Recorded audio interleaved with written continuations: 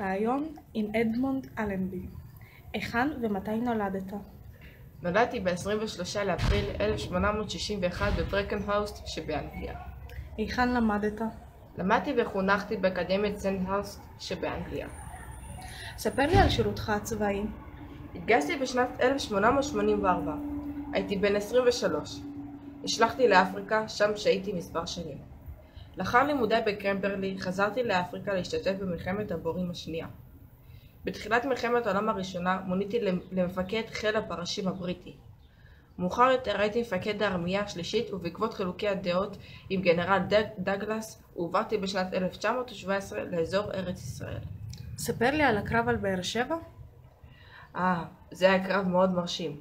היה ברור לי שראש הממשלה לויד ג'ורג' מצפה ממני לניצחון מזהיר, ולכן במשך חודשים רבים תכננתי את המערכה. ביצעתי סדרה של הטעיות. האם תוכל לפרט על ההטיות? אחת ההטעיות המוצלחות הייתה שקצין המודיעין שלי, הקולונל מצנהייגן. בשעת סיור הוא איבד תיק ובו תוכניות מזויפות להתקפה חזיתית שלישית על עזה. הכוח הטורקי מצא את התיק וגרם למפקד הגרמני קרנשטיין לשלוח את עיקר הכוח לעזה.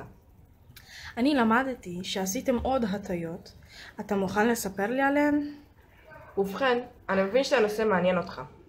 התחלנו את הקרבות מספר ימים לפני הקרב המכריע על באר שבע. חיל הים והארטילריה פיצצו את עזה במשך מספר ימים, בעוד הכוח הבריטי, אוסטרלי וניו זילנדי מתקדם בחשאי לכיוון באר שבע. בוא אילי, תסתכל במפה הזאת ותוכל לראות את הנתיב החשאי שעשו חיילי אנזק בדרך לכבוש את באר שבע. כמה זמן לקח לכם לכבוש את באר שבע? החיילים שלי הגיעו לבאר שבע בשעות בוקר המוקדמות של 31 לאוקטובר 1917, ובשעה 4:30 בערך הם הצליחו לכבוש את העיר. ולסיום, כיצד אתה מסכם את הקרב על באר שבע? אני מאמין שהקרב היה חשוב מאוד, מכיוון שהשגנו ניצחון אחרי הרבה כישלונות.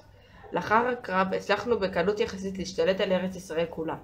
זכיתי להיכנס לעיר הקודש לפני חג המולד, וזה היה מאוד חשוב למורל של החיילים.